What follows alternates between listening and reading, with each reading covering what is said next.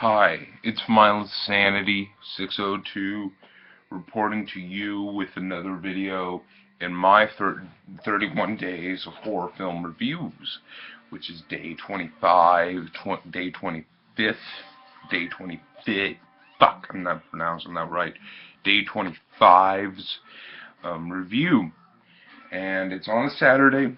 This is the first time I actually acknowledged the date it's on. But this is probably going to be the last Saturday of this year's 31 days. But whatever. Anyways, we're here with a review of Sleepaway Camp, which is a 1983 R-rated 88-minute horror thriller from Robert Hiltzik. The past few reviews either have been, not bad films, either not bad films, but films that I don't like, or pure shit films. And we'll see how I feel after we're discussing Sleepaway Camp. Anyways, Sleepaway Camp is a film that it's a part of the 80s slasher crop of films. You either had those who followed Halloween's footsteps, where it's a date, and they're a little bit more, at least try to be a little bit more suspenseful, and at least attempt to be at least attempt to develop scares and atmosphere. And then you have the ones where they are following in the footsteps of Friday the 13th, where it's, usually a camp, and at this camp is usually, just seeing whatever is the most creative ways to see somebody get killed, or whatever. That's what you have. And this follows the Friday the 13th footsteps of filmmaking. By the way, I'm watching part 3. You already know that. You're about to know that. But anyways, Sleepaway Camp is a film about these two people who are,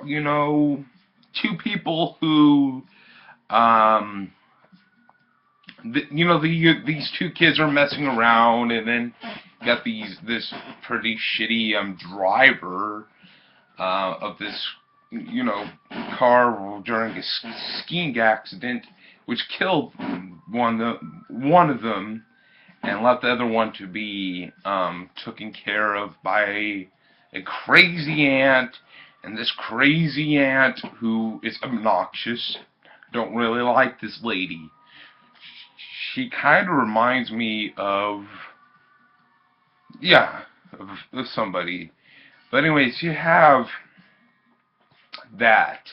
And, after you have, the crazy aunt, you get the pretty much fucking annoying Ricky. You get the annoying, snarky Ricky, that kind of rhymes, or whatever.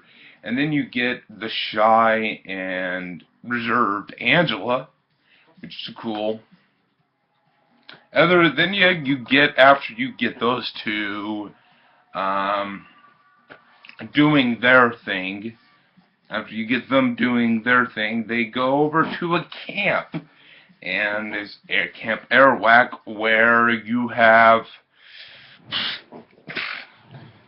this chubby pedophile chef that he makes explicit comments about, saying, oh, they're baldies, and, making that kind of joke, and the African American guy just laughed it off. Just laughed the fucking off. That always bugged the hell out of me. You get this pedophile chef working at a camp, and he's obviously a fucking pedophile, and yet when the person that, wouldn't do that shit, he just fucking laughed that shit off. with that kind of comment, he would have been out of there. In my mind, he would have been out of there months and days before the event. He wouldn't even been fucking employed. Or if he would have been employed, he probably would have been, retired. He probably would have been fired 3 or 2 days after employment. In my world, then you meet up with the characters. All of them have, like, really come off like, really mean and bitchy, irritating Jersey. These actors, these people in this film have like a really New Jersey feel to them. Like something very New Jersey about them. And then you see this girl who's obviously a really bitchy girl. I forgot her name. She was a love interest to Rickety Dick, and his blonde-headed friend knows about him. Like, oh, he said big tits, whoever. She's a bitch. You meet up with Meg. She's a bitch. You get the big muscular guy, which is nice.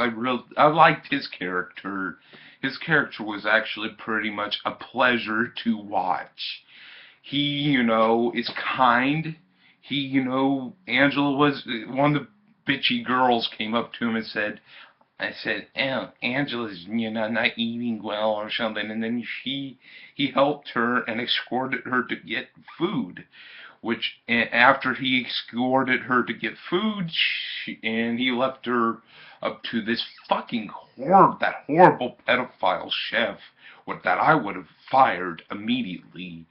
Then, Ricky comes in, and I'm like, what the fuck? Why did Ricky? I understand Angela getting back there, but why the fuck? Why did Ricky go behind there? Then you get the pedophile chef, gets scalded, and we get this. It was grating. It was fucking horrible. Just hearing him scream and all that shit. As a fucking pedophile, I don't give a fuck.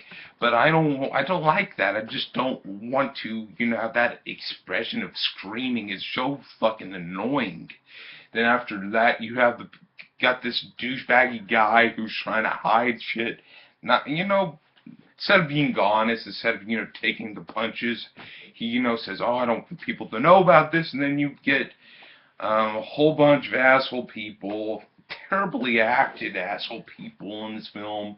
Like, you had the guy who got drowned underneath the, tipped over, canoe, and after he, after he drowns from that event, after he gets drowned from that event that occurred to him, he, you get a terror. It looks fake. It looks really fake. Like, when you see the person, when you see the body, it looks fake. And after you get the fake ass CG, the design that doesn't look real to me, you continue the story. Kids are, playing fucking bat, and they're being assholes, saying "fucking man, asshole." That's one of the charming dialogue from this film. And after you get that charming dialogue,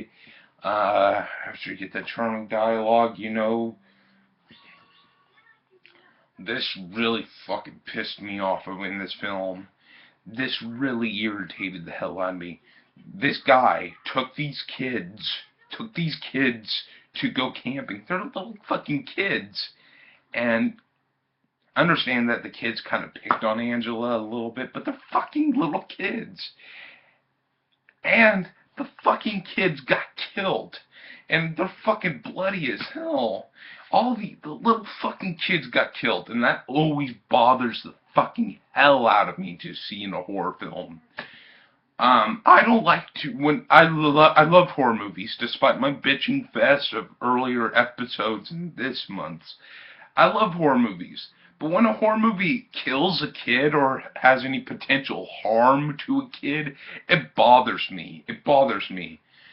if it's something like Halloween 3 Season the Witch, it's a little bit more acceptable, and it's a little bit more implied, and that just, you only have one definitive kid kill. But in that film, the rest are, pretty much not non-definitive. But in this one, yeah, they get fucking killed. Ricky gets beat the fuck out of by, the terrible, camp owner, who's just a prick, and how he beats up, and then how he reacts to the person who is actually the killer, it looks horrible. And then after that, oh, and another thing, that bitchy girl that, later on, that she gets punched. She gets punched, and after she gets punched, it looks bad. And it clearly looks like Ricky coming in to kill her, but it's not really Ricky. It's actually, then we get the infamous ending that this film is only really known for. You get Rick, then you realize that, oh, Angela is actually a guy with a penis. After you realize that we thought he was a she, gets the penis reveal. After you get the penis reveal, get the loud music, and then after you get the music, you get back to the aunt or whatever. I think it's Aunt Martha. She's being loud and annoying and said, "Oh, I'm gonna call you Peter or something," or I don't know, fucking Peter Cockatail. I don't know. And then that's fucking Sleepaway Camp in a nutshell. And I am not a big fan of Sleepaway Camp. As a kid, I used to love the fuck out of Sleepaway Camp. As a kid, I fucking loved Sleepaway Camp. I thought Sleepaway Camp was one of the best goddamn slasher films I have ever seen.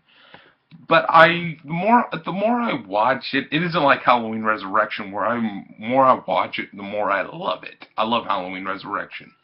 That should be the standard of slasher films. But anyways, we have Sleepaway Camp, and I, in all honesty, think that the characters are horrible people.